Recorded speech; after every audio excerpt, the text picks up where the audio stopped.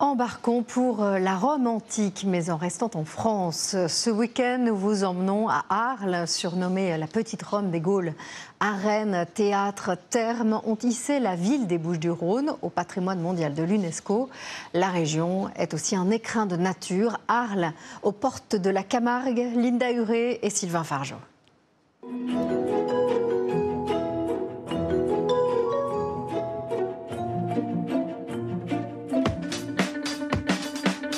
Elle est romaine, contemporaine et sauvage.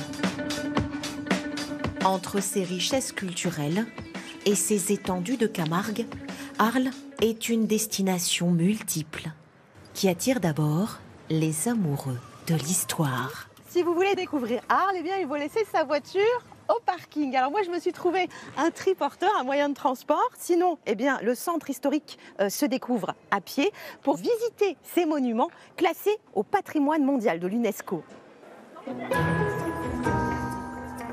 Il trône au centre d'Arles, l'amphithéâtre, témoignage remarquablement bien conservé du passé de l'ancienne colonie romaine. C'est le monument le plus important de la ville, 136 mètres de longueur. Vous avez une superbe vue sur la piste qu'on appelle l'arène dont on a parlé. Et parce que notre envie du jour, c'est de bien comprendre l'histoire de cet édifice construit par les Romains au 1er siècle après Jésus-Christ, nous nous joignons à cette visite guidée proposée dans les arènes. C'est avant tout un système de galeries de circulation, de passage, d'escaliers, d'entresol, de galeries en fait, permettant de rapidement accéder à sa place, un peu comme nos stades sportifs contemporains. Les arènes s'inspirent du Colisée de Rome, un lieu de spectacle qui pouvait à l'époque accueillir près de 25 000 spectateurs. Le monument a été fait par les ingénieurs romains pour que de n'importe quel endroit où l'on se trouve dans les gradins, on voit assez bien ce qui se passe au milieu, notamment un couple de gladiateurs en train de s'affronter.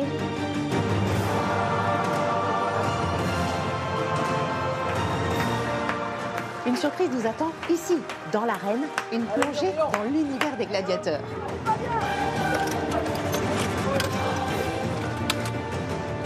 Ces animations sont proposées plusieurs fois par semaine aux visiteurs. Reconstitution historique au plus près des combats de l'époque. 2000 ans d'histoire à Arles, une ville où l'on traverse les siècles dans le passé en marchant quelques minutes dans les ruelles du centre et en poussant une porte. Bonjour Linda, là vous êtes devant le petit forum romain qui est classé au patrimoine mondial de l'UNESCO et qui est le cœur du Muséum Arlatan. Le Muséum Arlatan. Ici, de la Rome antique jusqu'à la Provence d'antan, il n'y a qu'un escalier.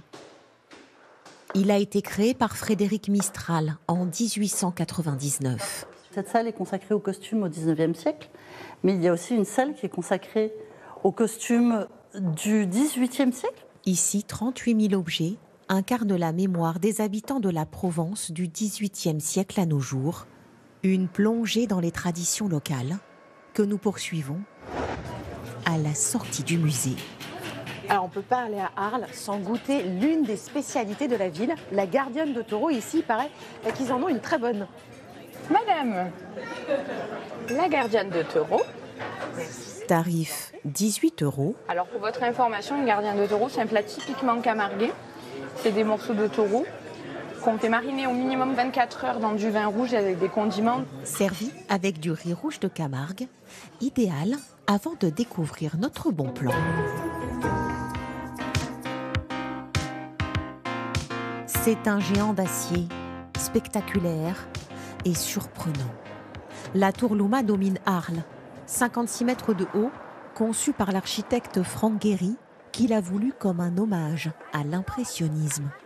On a à la fois un côté qui bouge, qui est presque vivant malgré le choix de l'inox, et toutes ces petites briques qui rappellent aussi la touche picturale de Van Gogh et la lumière. Bienvenue aux ateliers Luma, bouillonnant lieu culturel dédié à l'art contemporain et à la création. Sur 11 hectares, d'anciens bâtiments industriels réhabilités, un parc paysager et au cœur, la tour qui offre 15 000 m² d'exposition, totalement gratuit au public. On est vraiment une nouvelle institution culturelle et l'idée c'est d'offrir un lieu pour la création contemporaine actuelle. Ici, tout est œuvre d'art, même ce toboggan. Allez, c'est parti. Création que tout le monde peut tester.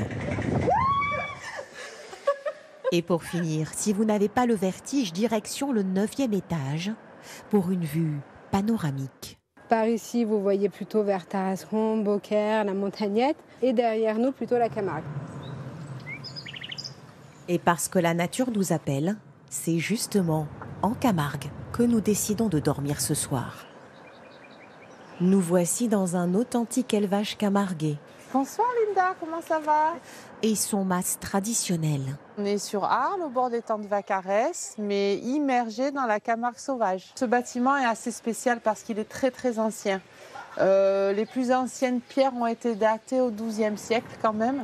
Cette famille d'agriculteurs depuis plusieurs générations Nous, c'est le Camargue. propose des chambres pour 110 € dans le mas familial. Les taureaux qui sont là-bas et puis tout au fond les temps de Vaccarès. C'est justement vers l'étang du Vaccarès que nous allons passer notre soirée, Mais là, on a une super vue. du côté de la réserve de la Capelière.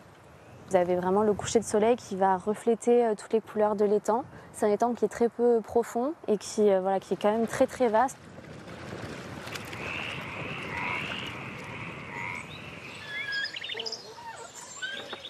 Le lendemain, réveil en pleine nature, il est temps de découvrir notre insolite. Ici, au domaine de Méjeanne, on nous propose une visite de la Camargue en petit train.